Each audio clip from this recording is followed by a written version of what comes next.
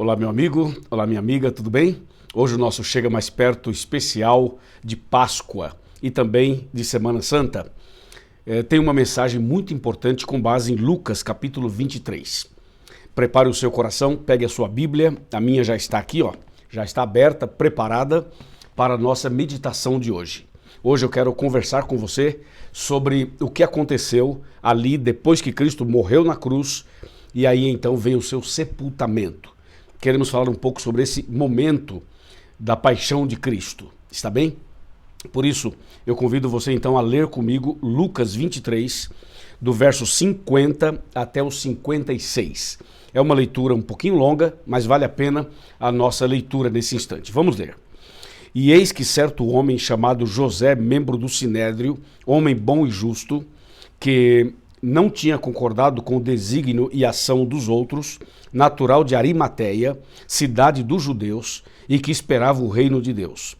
Tendo procurado a Pilatos, pediu-lhe o corpo de Jesus, e tirando-o do madeiro, envolveu-o num lençol de linho e depositou-o num túmulo aberto na rocha, onde ainda ninguém havia sido sepultado. Era o dia da preparação e começava o sábado. As mulheres que tinham vindo da Galiléia com Jesus, seguindo, viram o túmulo e como o corpo fora ali depositado. Então se retiraram para preparar aromas e bálsamos e no sábado descansaram segundo o mandamento. Até aqui.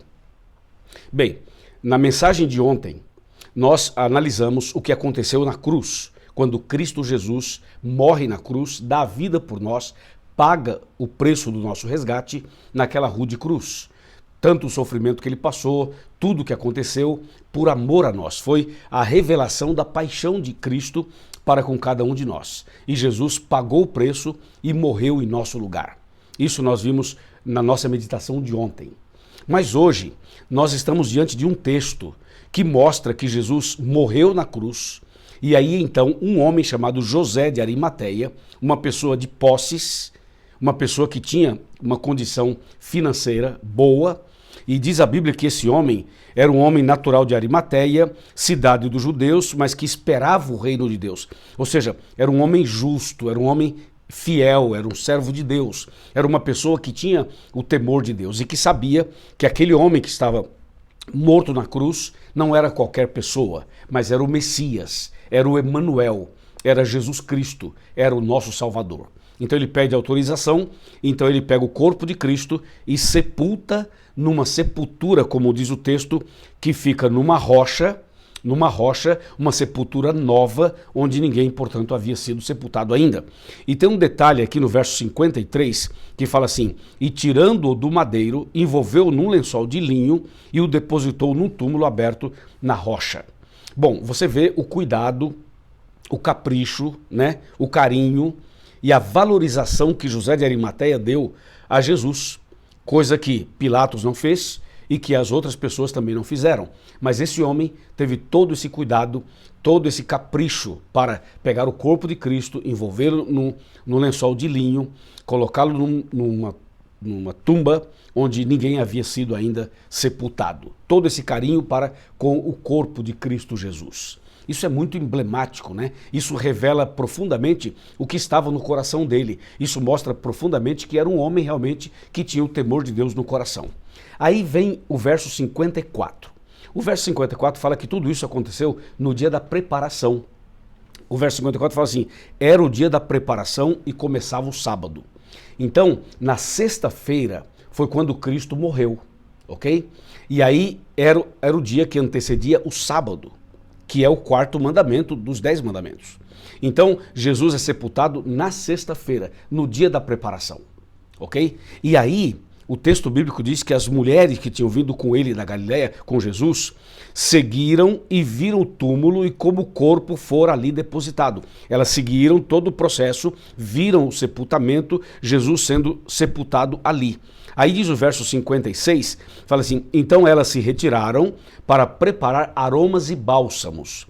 E diz, e no sábado descansaram segundo o mandamento. Então a gente entende aqui, por causa do próprio texto, que as mulheres, elas acompanham o processo do sepultamento de Cristo, elas saem, vão buscar aromas e bálsamos para ungir a Jesus, ungir o corpo de Cristo, e aí quando elas vão para providenciar isso, para comprar talvez, para organizar as coisas, acontece que deu o pôr do sol da sexta-feira. Então o texto diz que elas descansaram segundo o mandamento, elas cumpriram ali a lei da guarda do sábado. E diz o texto, se você continuar no capítulo 24 de Lucas, no verso 1, fala assim: mas no primeiro dia da semana, alta madrugada, foram elas ao túmulo, levando aromas que haviam preparado. E diz o verso 2, e encontraram a pedra removida do sepulcro, mas ao entrarem não acharam o corpo do Senhor Jesus. Então a sequência é, Jesus morre na sexta-feira, é sepultado na própria sexta-feira, as mulheres acompanham todo o movimento do sepultamento, observam onde Cristo foi sepultado, elas se retiram para preparar aromas e bálsamos para ungir a Jesus, e enquanto elas preparam isso, dá o pôr do sol, começa o sábado, elas param as atividades, não compram no sábado, não realizam essas atividades ali no sábado, e elas esperam passar o sábado. Depois que passa o sábado, no domingo alta madrugada, diz o texto, elas voltam lá com os aromas, com o bálsamo para ungir a Jesus, e quando chegam lá, Jesus já não estava mais lá, havia ressuscitado. Impressionante essa história, não é? E aí você tem que voltar um pouquinho no tempo para lembrar de que toda pessoa, quando era sepultada, ela deveria ser, então, embalsamada e ungida. E Jesus deveria ser também ungido ali conforme elas tentaram fazer. Mas elas não conseguiram. Aí vem uma pergunta, e Jesus ficou sem ser ungido, sem ser embalsamado? O seu corpo não foi devidamente preparado para a sepultura? Não.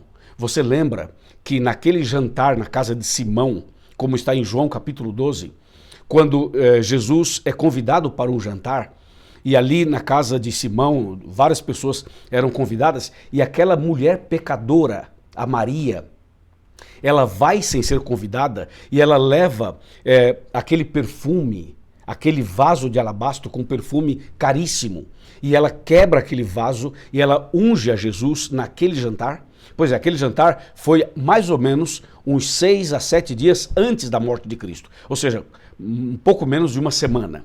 E ali ela ungiu a Jesus, ela foi criticada, ela foi rechaçada, ela foi humilhada por ter feito aquilo. No entanto, aquele episódio daquele jantar foi a unção de Cristo, ou seja, ela fez ali o que não seria feito na morte de Cristo por conta do episódio que acabamos de ler.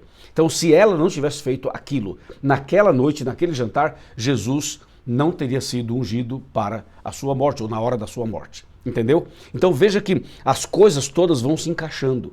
Mas o que chama a nossa atenção também nesse texto é que Jesus morre na sexta, descansa no sábado e ressuscita no domingo, no primeiro dia da semana, porque naquele tempo não havia a palavra domingo, essa palavra foi colocada bem depois. Então vou repetir, Jesus morre na sexta, fica descansando no sábado na sepultura e no primeiro dia da semana, que hoje se chama domingo, ele então ressuscitou. É curioso isso, né? Veja, naquele tempo havia uma contagem inclusiva, por isso que diz que Jesus, ele então ressuscitaria ao terceiro dia, porque a contagem inclusiva era assim, como Jesus morreu na sexta, e foi sepultado na sexta, então ainda tinha algumas horas da sexta-feira, eles contavam a sexta-feira como um dia. Aí o sábado, ele passou o sábado inteiro morto na sepultura. E as primeiras horas do primeiro dia da semana, no domingo, também eles contam de forma inclusiva. Então conta-se 3 dias, conta-se a sexta, o sábado e também o domingo. Agora, é impressionante ver que não somente as mulheres descansaram segundo o mandamento no sábado, como o próprio Jesus descansou na sepultura conforme o mandamento. Jesus teve o cuidado de passar o sábado inteiro descansando na sepultura e no primeiro dia da semana ele já se levanta, ressuscita e já continua o seu trabalho, continua a sua missão, continua o seu ministério conforme nós conhecemos nas Escrituras. Então aqui está uma mensagem para nós. A mensagem é o seguinte, nós precisamos aceitar Jesus como Salvador, precisamos amar a Jesus, nos entregar completamente a Ele, mas também precisamos obedecer os seus mandamentos. Ou seja, uma coisa não exclui a outra. Você não pode aceitar Jesus e rejeitar os 10 mandamentos, e você não pode aceitar os 10 mandamentos e rejeitar a Jesus. É preciso aceitar Jesus como Salvador, amar a Jesus, se entregar a Jesus, reconhecer que a salvação é só por Ele, pela graça dEle, pela misericórdia dEle, mas quando a gente entende que Jesus é o nosso Salvador, aí nós entramos naquele texto de João 14, verso 15, que disse: se me amais, guardareis os meus mandamentos. Ou seja, se você ama Jesus, se você aceita Jesus, se Jesus é o seu Salvador, se você quer entregar sua vida para Ele, então guarde os seus mandamentos. Amém? Percebeu? É isso. E aí no primeiro dia da semana ele ressuscita. Bom, no vídeo de amanhã eu vou falar sobre a ressurreição, ou seja, vamos falar sobre a Páscoa. Prepare o seu coração, vai ser uma grande bênção. Mas hoje, terminando essa meditação, eu quero fazer um apelo para você, para que você possa aceitar Jesus como Salvador e guardar os seus mandamentos por amor. Amém? Você aceita?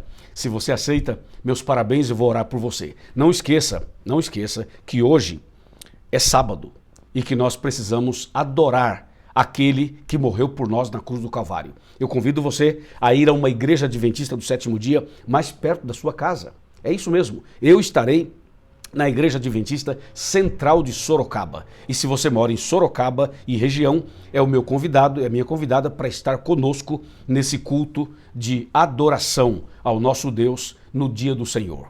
Amém? Vamos orar. Querido Pai, obrigado pela mensagem de hoje, obrigado porque Jesus morreu por nós, foi sepultado, ressuscitou, garantindo assim a nossa salvação. E mesmo nesse momento em que Ele dá vida por nós, Ele lembrou da importância de uma vida de obediência. E as mulheres também guardaram o sábado. Ajuda-nos, Senhor, a te aceitar, te amar, te servir e guardar os seus mandamentos. Nas tuas mãos eu entrego esta pessoa que ora comigo e a sua família, o seu lar. Muito obrigado, Senhor, em nome de Jesus. Amém. Amém. Gostou do vídeo? Então pega esse vídeo e compartilha com seus amigos, por favor. E se você gostou, dê o seu like, curta esse vídeo, por gentileza, faça os seus comentários e também, por favor, se torne membro do nosso canal, tá bom? Forte abraço, Deus te abençoe grandemente, fica firme na fé. E a gente se vê no próximo vídeo com a graça de Deus. Amém.